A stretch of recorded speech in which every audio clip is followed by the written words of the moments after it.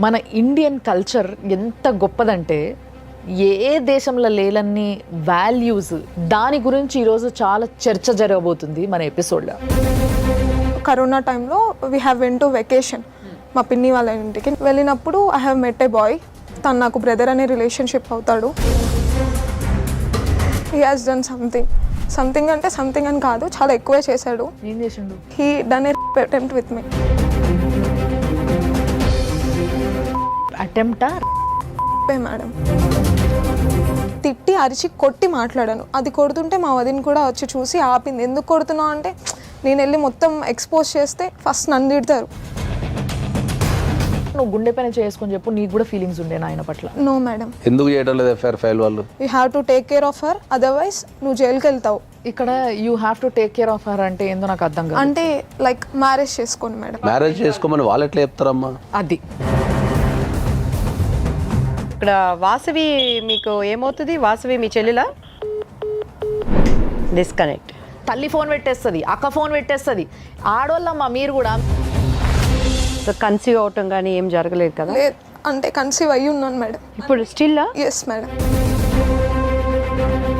So ఈ ప్రెగ్నెన్సీని మనము నిలపగలుగుతామా? ఆ బిడ్డని ఏమనుకుంటున్నావు? It's a life time memory ma'am. నేను చేసిన ఇంకా నాకు ఇంకా ఇమ్మెచ్యూరిటీ అది. కానీ ఇంటెన్షనల్గా కాదు, అది సిచ్యువేషన్షిప్ డిమాండ్ చేసింది. నాకు నేను కమిట్ అవ్వాల్సి వచ్చింది.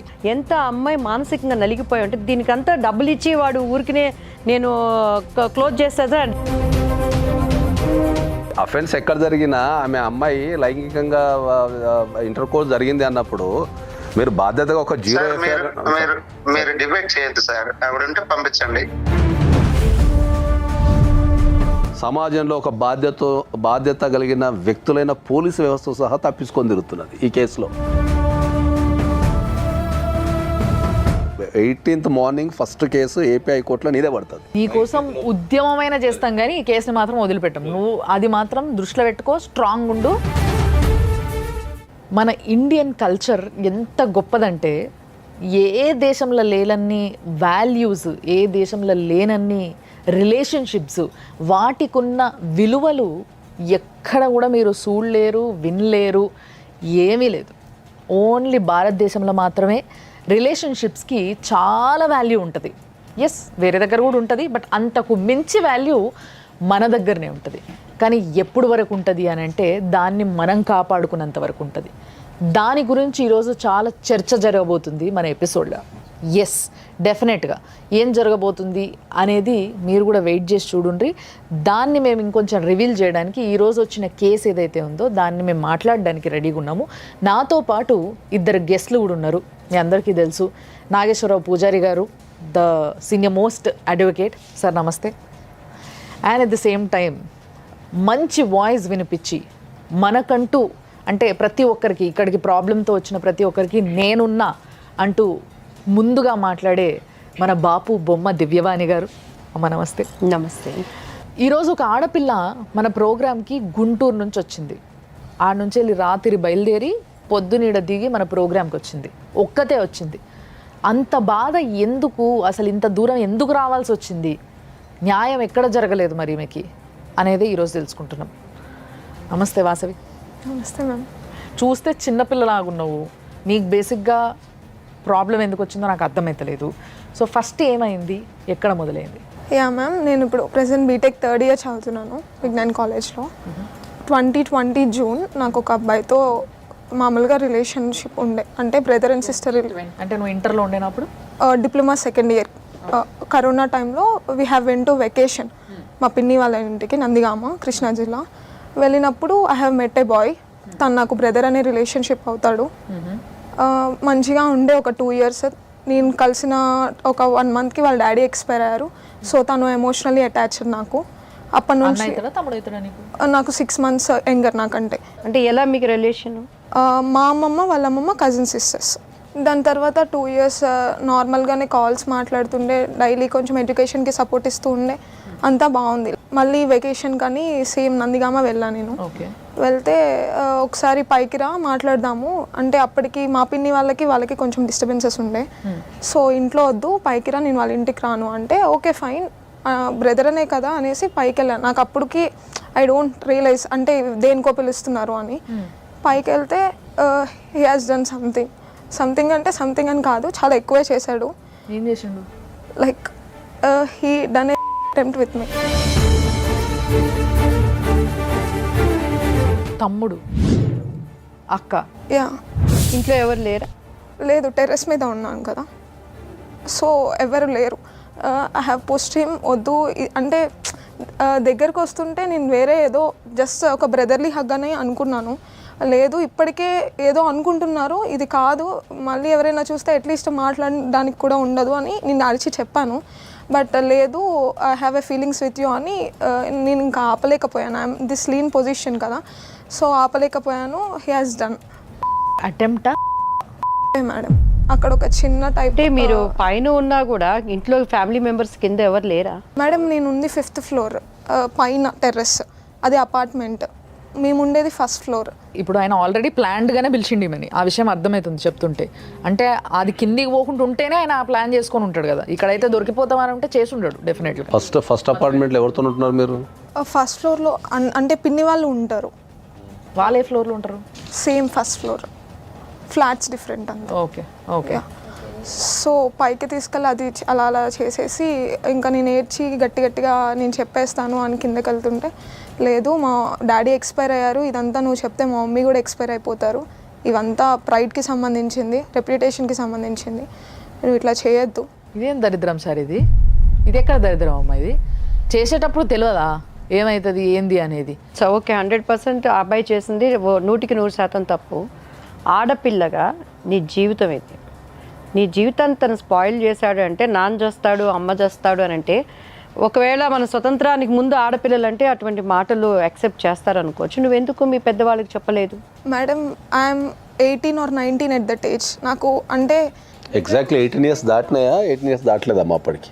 దాటాయి sir. Major. Yeah, but I don't know అంటే ఆ టచెస్ అవి బ్యాడ్ టచెస్ అని కూడా నేను ఫీల్ అవ్వలేకపోయాను మేడం.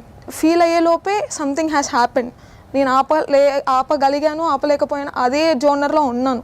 రియలైజ్ అయ్యి చెప్పేద్దాము అనే టైంలో మళ్ళీ తను వచ్చి బెదిరించడం ఇట్లా అని స్టార్ట్ చేశాను. బెదిరించిండు? లైక్ మా మమ్మీ చనిపోతారని. కొన్ని వాళ్ళ మమ్మీ చనిపోతుంది, మీ మమ్మీకి ఏమవుతుందిగా? ఈమె ఏంటంటే చిన్నపిల్ల, తెలియకుండా ఒకటి జరిగిపోయింది, తెలిసో తెలియకుండానో ఏదో ఒక హంగామలో జరిగింది, లేదా ఇద్దరు ఓకే అనుకోనే కంటిన్యూ అయ్యిండ్రు అనుకుందాం, అట్లా కూడా అనుకోవచ్చు. కానీ అది అయిన తర్వాత ఇప్పుడు ఇట్లా జరిగింది అని పోయి చెప్తే ఆడపిల్లని, మన సమాజంలో సార్ ఆడపిల్లని తల్లిదండ్రులు ఫస్ట్ ఆడపిల్లని తిడతారు, నువ్వు ఎందుకు పోయినావు వాడు పిలవంగానే మీదికి. ఫస్ట్ ఇక్కడ వస్తుంది ప్రాబ్లం. అంటే తల్లిదండ్రులు ఏమైపోతారంటే ఫస్ట్, ఇప్పుడు చాలాసార్లు నేను ఇలాంటి కేసెస్ కూడా చూసిన, ఇంటికి వెళ్ళి ఆడపిల్ల వాడు రోజు నా వెనకాల ఫాలో అవుతుందంటే నువ్వు వాడిని ఎందుకు చూస్తున్నావు రోజు? అసలు నీ చూపు వాడిపైన ఎందుకు ఉంటుంది రోజు? అంటే నువ్వు ఎక్స్పెక్ట్ చేస్తున్నావు వాడిని వెనకాల రావాలని. ఇలాంటి కేసెస్ చాలా జరుగుతున్నాయి. 100% మీరు చెప్పింది నేను ఒప్పుకుంటాను. కానీ అండి, మన సైడు, మన ఆలోచనలో, మన అంతరంగంలో ఏమీ లేనప్పుడు డెఫినెట్గా మన పెద్దవాళ్ళకి చెప్తాం. అండ్ మన సంప్రదాయం ప్రకారం అండి, ఈవెన్ మా పిల్లలకు కూడా నేను చెప్తాను, ఎక్సెప్ట్ డాడీ మమ్మీ. మేము జస్ట్ అట్లా యూఎస్ అట్లా వెళ్తామండి, వెళ్ళగానే వాళ్ళని హగ్ చేసుకునే కల్చర్. ఎంత అంకుల్ అన్నా ఆంటీ అన్నా మగవాడు అనేవాడిది. ఈవెన్ మన సంప్రదాయపక ఒక ఏజ్ అటెండ్ అయిందంటే కూడా అప్పుడు దాకా తండ్రిని హగ్ చేసుకొని పడుకునే పిల్లల్ని, అన్న దగ్గర ఉండే వాళ్ళని కూడా సపరేట్ చేస్తాం. ఎంత మన కల్చర్ పెట్టిన సంప్రదాయమే. సో వాసవిని నేను అడిగేది ఏంటంటే, నీకు ఇష్టం లేదు, నీకు తన అన్న వరుస తమ్ముడు వరుస అవుతాడు, నీ తల్లిదండ్రులకు కానీ నువ్వు అంత కడుపులో ఎలా భారం పెట్టుకోగలిగావు? Madam first thing, mummy daddy కింద లేరు మేడం, కింద అన్నయ్య వదిన అండ్ మా పిన్ని వాళ్ళు ఉన్నారు. వెంటనే కిందకి వెళ్ళి నేను రియలైజ్ అయ్యి కొంచెం వాష్రూమ్లోకి వెళ్ళి ఏడ్చి మళ్ళీ మెసేజ్ చేశాను తనకి, నేను I want to talk with you, నేను కొంచెం సీరియస్గా మాట్లాడాలి అంటే, లేదు నువ్వే ఇంటికి రా, అమ్మమ్మ ఒక్కళ్ళే ఉన్నారు, ఎవరేమన్నారులే రా అనేసి అన్నారు. సరే అని వాళ్ళ అమ్మమ్మ వాళ్ళ ఇంటికి వెళ్తే వాళ్ళ అమ్మమ్మ నా గురించి బ్యాడ్గా మాట్లాడడము, తిట్టడం స్టార్ట్ చేసింది. ఐ డోంట్ నో ఎందుకు అలా మాట్లాడింది ఏంటి అని. సరే అని బయట మాట్లాడింది ఇంతకీ, లైక్ తనతో ఎందుకు కాల్స్ చేస్తున్నావు, తను ఎందుకు డిస్టర్బ్ చేస్తున్నావు చదువుకుంటుంటే, అది ఇది అని మాట్లాడి. ఓకే, ఆమె వేరే జోనర్లో ఉంది, ఆమెకి ఇదంతా తెలియదు కదా అనేసి నేనే బయటికి తీసుకొచ్చి బాల్కనీలో నుంచోబెట్టి తిట్టి అరిచి కొట్టి మాట్లాడాను. అది కొడుతుంటే మా వదిన కూడా వచ్చి చూసి ఆపింది. ఎందుకు కొడుతున్నావు అంటే, నేను వెళ్ళి మొత్తం ఎక్స్పోజ్ చేస్తే ఫస్ట్ నన్ను తిడతారు. అంటే అంతకుముందే నాకు చెప్పారు తనతో మాట్లాడొద్దు అంటే, సమ్ ఫ్యామిలీ డిస్ప్యూట్స్ వల్ల అనుకున్నాను. కానీ అడుగుతా చెప్పు, యా మేడం, నీకు ఆయనతో మాట్లాడొద్దని చెప్పడం జరిగింది. అవును మేడం. ఆయన సీక్రెట్గా నీతో మాట్లాడడానికి పైకి రమ్మన్నాడు. ఇదంతా వింటుంటేనే అర్థమవుతుంది ఏదో ఉంది, ఏదో జరుగుతుంది అని. సో ఏదో జరగబోతుంది అని. అంటే ఇప్పుడు నిజంగా నువ్వు గుండె పైన చేసుకొని చెప్పు, నీకు కూడా ఫీలింగ్స్ ఉండేనా ఆయన పట్ల? No madam. ఒకవేళ ఉండుంటే వాళ్ళ ఊరు వెళ్ళి మరి రాఖీ కట్టను కదా మేడం. నా ఓన్ బ్రదర్ని ఉంచుకొని తన తర్వాత పొజిషన్ ఇచ్చిన దాన్ని నేను. మీరు ఎంతమంది తోబుట్టువులు? ఒకటి మేడం. నీకు ఒక అన్నయ్య, తమ్ముడు మేడం. ఇప్పుడు మీ అబ్బాయికి మీరు రాఖీ కట్టారంటారు? 2 years నేను రాఖీ కట్టాను సార్. 2 years రాఖీ కట్టిన తర్వాత రాఖీ కట్టిన నెక్స్ట్ ఒక 1 monthకి ఇలా జరిగింది సార్. ఇది ఎక్కడ అన్యాయం సార్? ఇది వినడానికే చాలా గలీజ్గా అనిపిస్తుంది. మెయిన్ ఇటువంటి వ్యవస్థ వస్తుందంటే మన చేతిలో ఉన్న సెల్ ఫోన్స్ తీసే సినిమాలు, మోరల్గా ఉండాల్సినటువంటి వాళ్ళు పెద్ద పెద్ద ఎన్నో మనం చూస్తున్నాం. అవన్నీ వాళ్ళ హృదయాలలోకి ఇంప్రెస్ అవ్వటం. సో నెక్స్ట్ ఎన్ని రోజులు నువ్వు దీనిని భరించావు వాసవి? దాని తర్వాత జస్ట్ ఇలా మేమిద్దరం మాట్లాడుకొని కొట్టుకొని తిట్టుకున్నామని తెలిసాక మా అంటే మా పిన్ని వాళ్ళు, మా అన్నయ్య వాళ్ళందరూ గుంటూరు తెచ్చేసారు మేడం నన్ను. అంటే ఇంట్లో వాళ్ళందరికీ తెలిసిందా? లేదు, తెలియలేదు. ఇప్పటికీ తెలియదా? తెలియలేదు. జస్ట్ మాట్లాడుకొని ఇలా తిట్టుకున్నామని అంటేనే నన్ను కొట్టారు. అంటే ఇంట్లో తెలీదు అసలు ఏం జరిగిందో. అప్పుడే వాళ్ళంతా సీరియస్ అయ్యారు.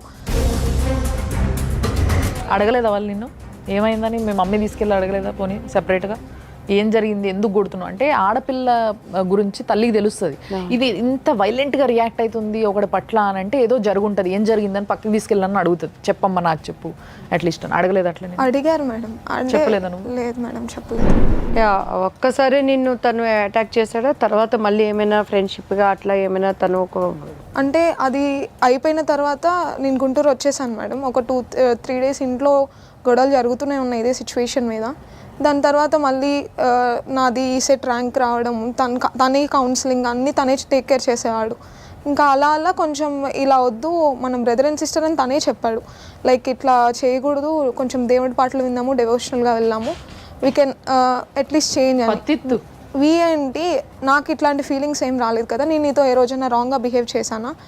ఇంత దూరం like 1.5 hours 2 hours distance travel చేసి వచ్చి రాఖీ కడితే నువ్వు ఇది కాదు కదా చేసేది నాతో, మీ అక్కతో కూడా ఇలా చేయలేవు కదా, ఎందుకు ఇట్లా చేస్తున్నావు అంటే I have a feelings on you, 3 months నుండి వస్తున్నాయి, బట్ నీకు తెలిస్తే నువ్వు ఎక్కడ దూరం అవుతావో అని భయం వేస్తుంది, అందుకే చెప్పాను ఆ రోజు మ్యారేజ్ చేసుకుందాము, మా మమ్మీకి చెప్పొద్దని బతిమలాడాను, అందుకే నువ్వు ఆగావు అనుకో. నేను అడిగేది అది కాదమ్మా.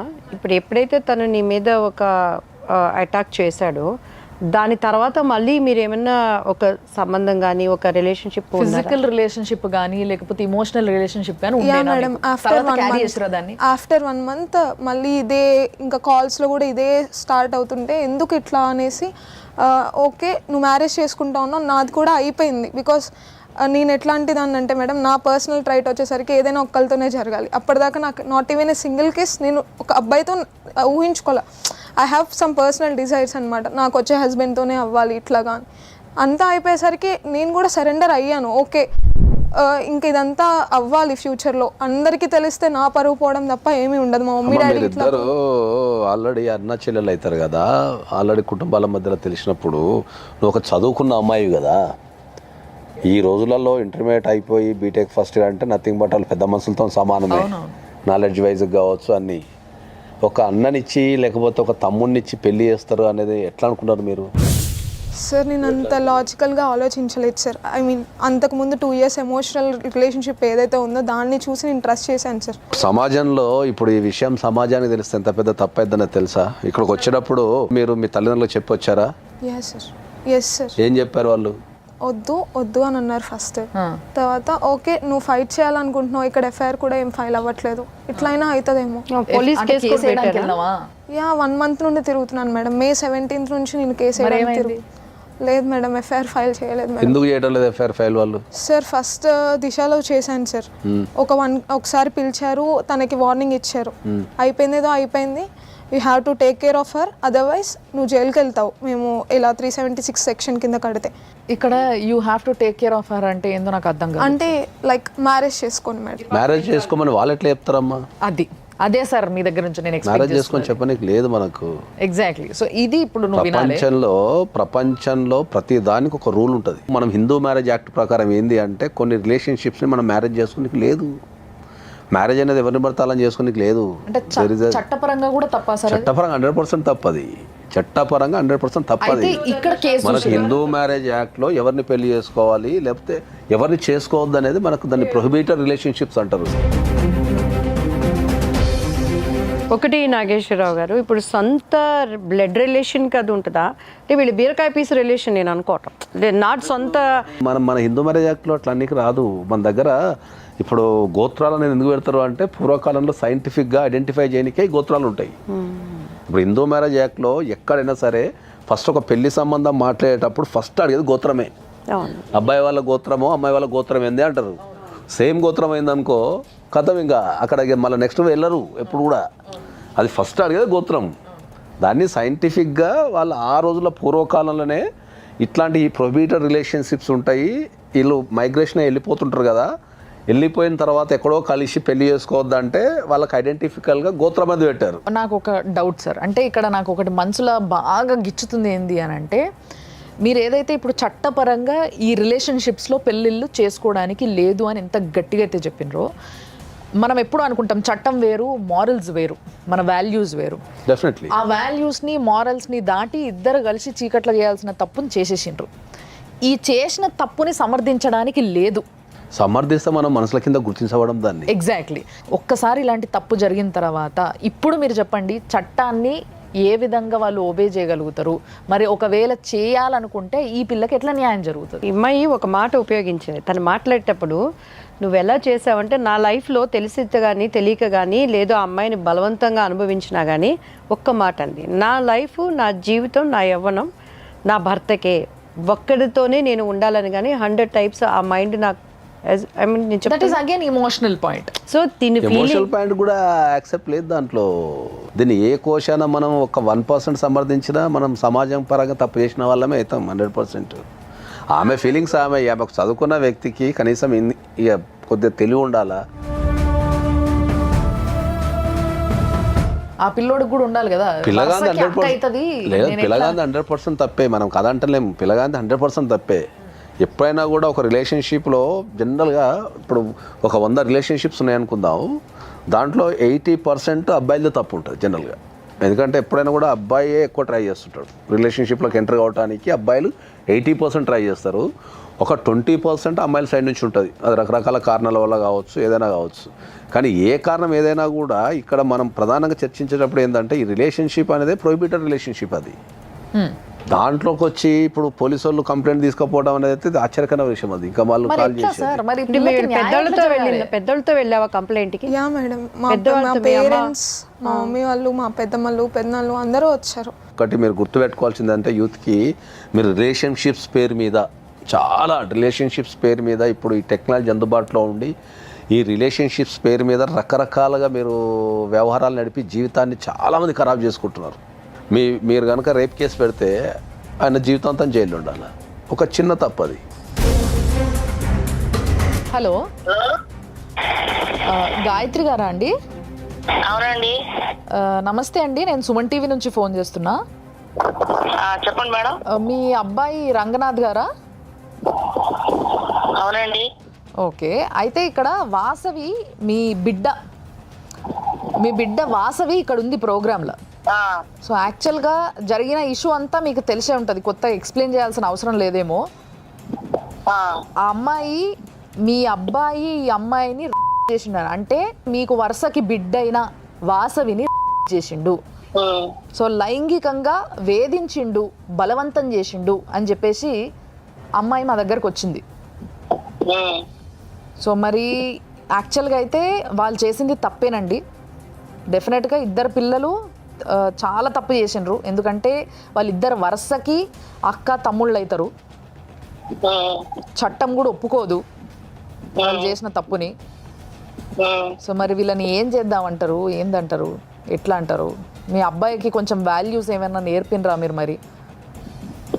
మరి నేను మళ్ళీ కాల్ చేస్తాను మేడం, 10 నిమిషాలు. గాయత్రి గారు కట్ చేసేది.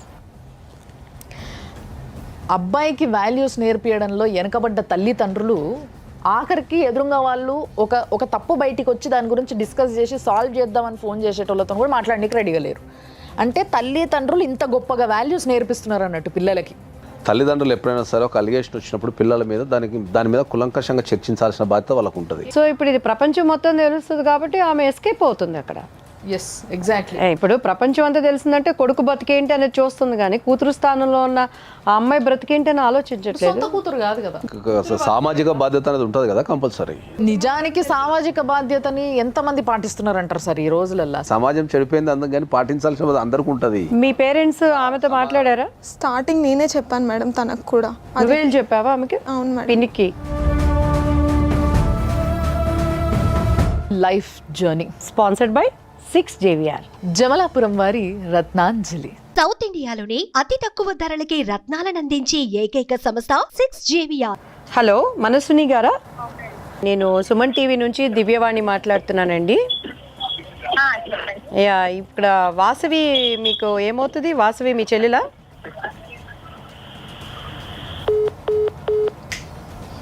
డిస్కనెక్ట్. అయ్యో, అసలు నిజంగా అబ్బాయి చేసిన తప్పుని మూసిపెట్టేది మళ్ళీ ఆడోళ్ళే. ఇది ఇంకో చండాలమైన పని. అసలు ఈడ్చి లాగి కొట్టి గిప్పదంతే. మిగతా వాళ్ళందరూ సరిగ్గా లైన్లోకి రావాలి. ఆహా, అది వదిలేసి తల్లి ఫోన్ పెట్టేస్తుంది, అక్క ఫోన్ పెట్టేస్తుంది. ఆడోళ్ళమ్మ మీరు కూడా, మీ పైన కూడా ఇలాంటి అరాచకాలు జరిగితే తెలుస్తుంది ఆ నొప్పి ఎట్లుంటుందో, ఆ బాధ ఎట్లుంటుందో. గింత గలీజ్గా తయారైనారు సార్ అసలు నిజంగా. సార్ ఇప్పటికీ నాకు అసలు అర్థం కాని విషయం ఏంటంటే, చట్టం ఒప్పుకోదు, అట్లా పెళ్లి చేయడం కుదరదు అని చెప్పేసి అంటున్నారు. ఇప్పుడు ఈ పిల్లకి న్యాయం ఎట్లా జరగాలి ఫస్ట్ అది నాకు చెప్పండి. ఇమ్మీడియట్లీ మనం ఎఫ్ఐఆర్ బుక్ చేయాలా? ఆమె కంపల్సరీ ఎఫ్ఐఆర్ బుక్ చేయాలా? ఒక క్రైమ్ జరిగినప్పుడు పోలీస్ వాళ్ళు కంపల్సరీ ఎఫ్ఐఆర్ బుక్ చేయాల్సిన బాధ్యత ఉంటుంది. 3 సంవత్సరాల కంటే ఎక్కువ శిక్ష పడే అవకాశం ఉన్న దేంట్లోనైనా ఇమ్మీడియట్లీ ఎఫ్ఐఆర్ బుక్ చేయాలా? మనం చాలాసార్లు చెప్పినాం, మనం వితౌట్ ఎనీ ఎంక్వైరీ మనం చాలా సందర్భాలు చెప్పినాం. ఒక ఆడపిల్లకు గనక ఎక్కడైనా అన్యాయం జరిగినప్పుడు without any enquiry, without any place. ఇక్కడ ఇంకో దరిద్రం ఏంటంటే, పోలీసు వాళ్ళకి కూడా తెలియదు వీళ్ళిద్దరికి పెళ్లి చేయడానికి ఎలిజిబిలిటీ ఉండదు, చట్టం ఒప్పుకోదని. అదే కదా చూడండి, అసలు పెళ్లి చేసుకోండి అని చెప్పినరండి. ఇంకా చాలా మందికి దూరపు చుట్టాలు కదా, ఏం కాదు అని చేస్తుంటారు. కానీ ఇప్పుడు ఇంకా మొత్తం నా లైఫ్కి అంటే ఒక అమ్మాయికి ఏదెంత కెరీర్ లైఫ్ ఉన్నా కానీ మ్యారిటల్ లైఫ్ అనేది చాలా ఇంపార్టెంట్ మేడం.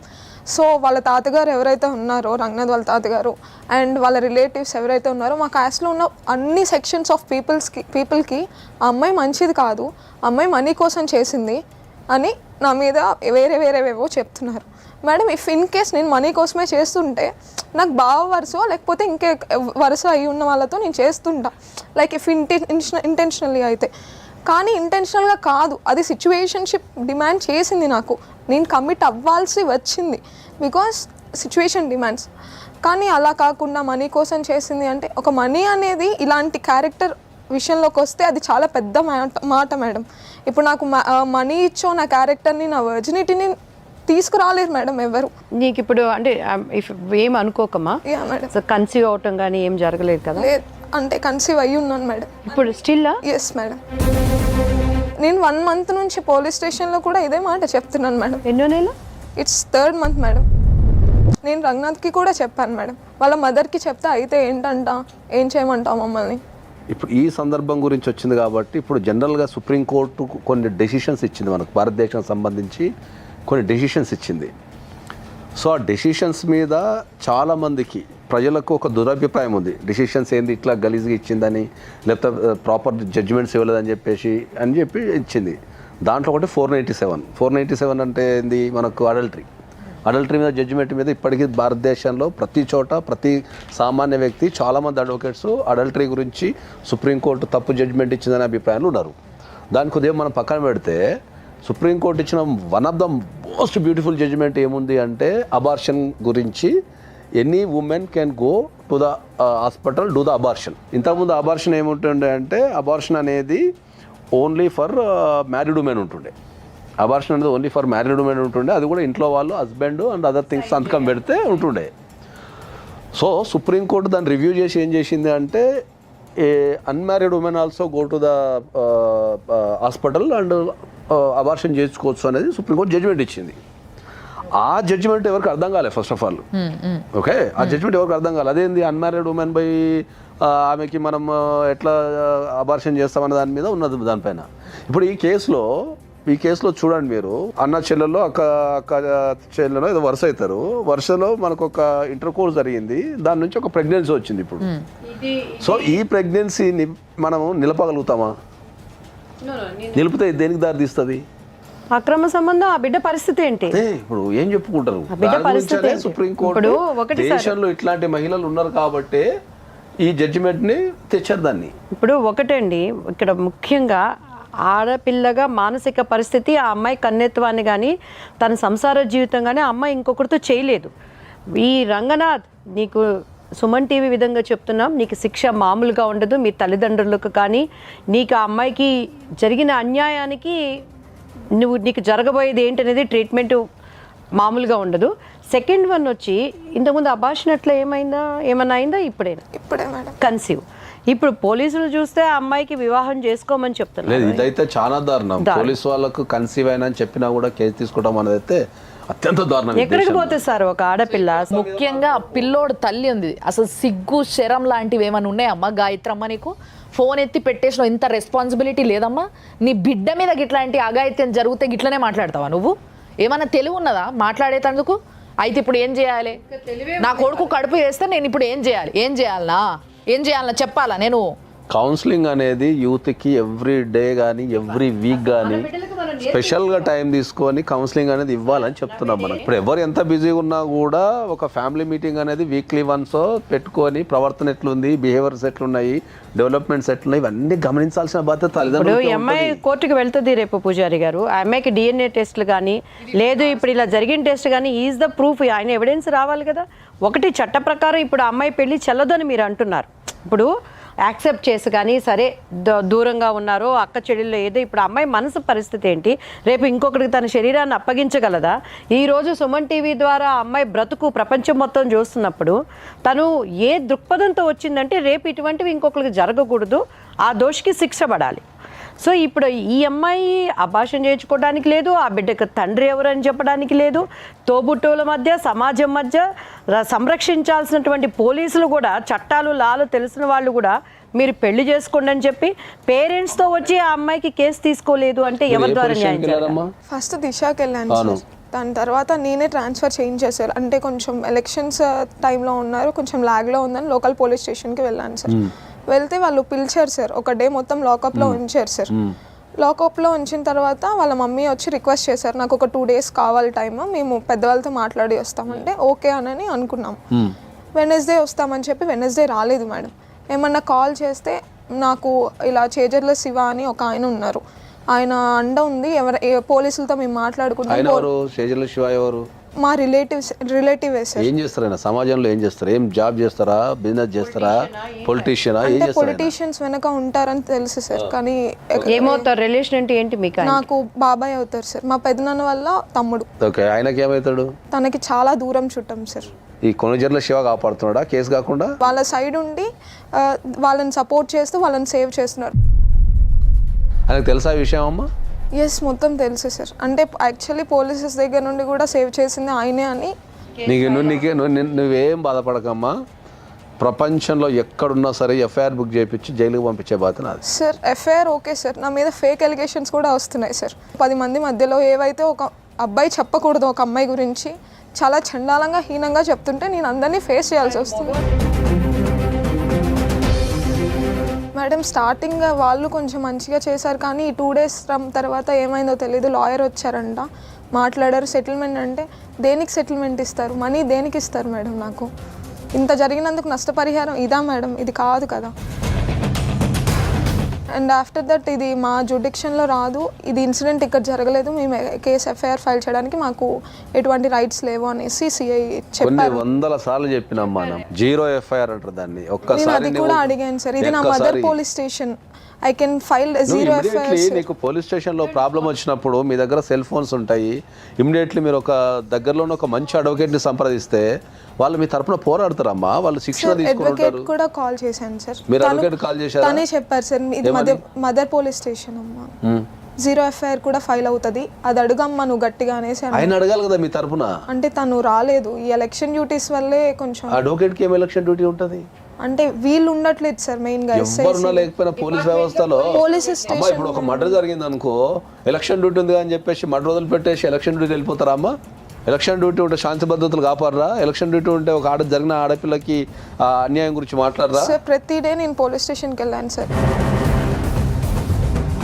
కాదండి, ఇప్పుడు ఆ అమ్మాయి ఎన్ని భరిస్తుంది? ఒక మగవాడి అహంకారానికి తన జీవితం నాశనం చేసుకొని ఇంట్లో వాళ్ళకి బయట వాళ్ళకి చెప్పుకోలేక మళ్ళా అమ్మాయితో వాడి రిలేషన్షిప్ కంటిన్యూ చేసి ఆ ఏజ్కి అమ్మాయి పోలీస్ స్టేషన్ గడప ఎక్కిందంటే, ఇంత ఫెసిలిటీ పెట్టుకొని మనమే ఏదన్నా ఉంది పోలీస్ స్టేషన్ కాలు పెట్టడానికి మానసికంగా ఒక ధైర్యం కావాలి. ఎందుకు వెళ్తున్నాం పోలీస్ స్టేషన్కి అనేది కోర్టులు చట్టాలు కాపాడుతున్నా కూడా ఎంత అమ్మాయి మానసికంగా నలిగిపోయి ఉంటే, దీనికంతా డబ్బులు ఇచ్చి వాడు ఊరికినే నేను క్లోజ్ చేస్తా అండి. చేజళ్ళ శివ అయితే ఏంటి, వాళ్ళ తాత అయితే ఏంటండి, ఎంతమంది అమ్మాయిలు ఇలా బలైపోవాలి? డిపార్ట్మెంట్ వాళ్ళకు కూడా సార్, ఈ కేసులో ఎవరైతే అమ్మాయికి సపోర్ట్ చేస్తున్నారో, ఎవరైతే ఆమె కేసు తీసుకోలేదో చట్ట ప్రకారంగా వాళ్ళని కూడా మీరు చర్యలు తీసుకోవాలి. ఇప్పుడు ఆ పిల్ల డబ్బు ఆశ కలిగిందే అయితే డబ్బు తీసుకొని నేను సెటిల్ చేసుకుంటాను అనేదిగా వాడేసే నిందలు కాక సొమ్ము పోయేసని బట్టి అని తన కన్యత్వాన్ని పోగొట్టుకొని తన అవమాన పాలైపోయి ఇంకా తన మీద బ్లేమ్ చేయటం. నిజంగా చెప్తున్నాను, ఇది లైక్ ఎవరి వైఫ్ అండ్ హస్బెండ్లో కూడాను.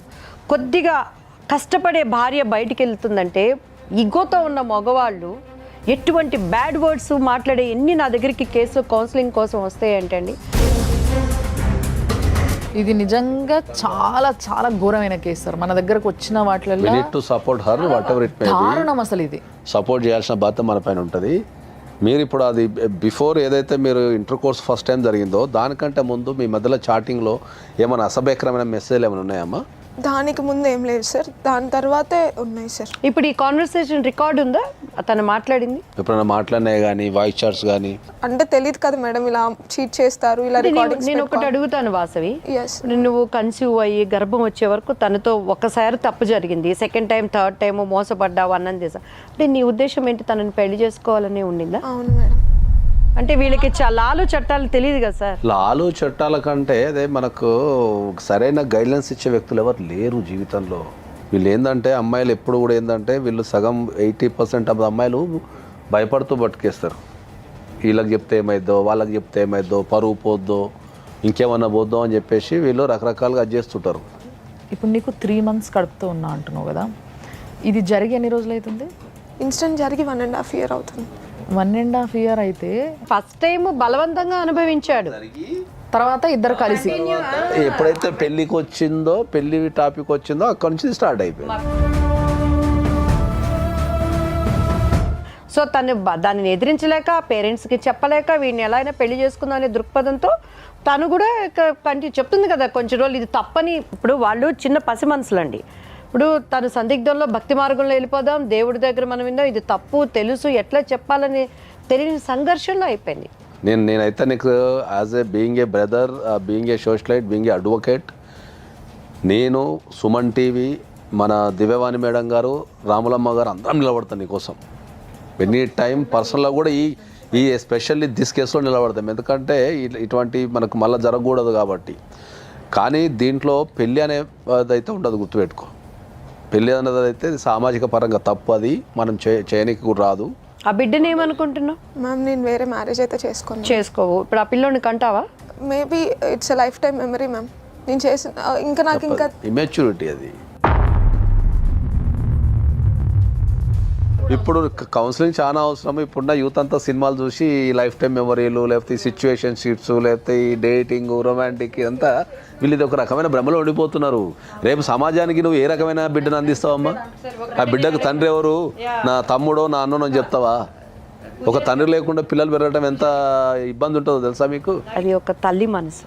I can understand madam. ఇప్పుడు కాదమ్మా, ఇక్కడ తల్లి మనసు, పసిబిడ్డ, ఇదంతా కాదు ఇక్కడ మ్యాటర్. అది కానే కాదు. సార్ చెప్పే దాంట్లో అబ్సల్యూట్లీ కరెక్ట్ పాయింట్ ఉంది. ఈమెనేమో మెమరీ కింద ఉంచుకుంటుంది, ఓకే, ఇంకొకరిని పెళ్లి చేసుకోదు. ఆమెకు కావాల్సిన లైఫ్లో ఆమె ఏం అనుభవించాలో ఏం అనుభవించొద్దు అన్నీ అనుభవించేసింది ఆల్రెడీ ఇంత చిన్న ఏజ్కే.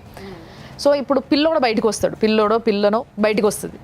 వచ్చిన తర్వాత ఫస్ట్ సింగిల్ పేరెంట్గా పెరగాల్సి వస్తుంది. పెళ్ళి కాని తల్లి అని చెప్పుకోవాలా వద్దా అర్థం కాని పరిస్థితుల్లో వాడికి తెలివి వచ్చినప్పుడు ఇరుక్కుపోతాడు. ఒకటి. రెండోది, తండ్రి ఎవరు అని అంటే నా తమ్ముడు అని చెప్తుందా ఆమె? హలో హలో సార్, నమస్తే సార్. నమస్తే అండి. సార్ నేను నాగేశ్వరరావు పూజారి అడ్వకేట్ని మాట్లాడుతున్నాండి. చెప్పండి.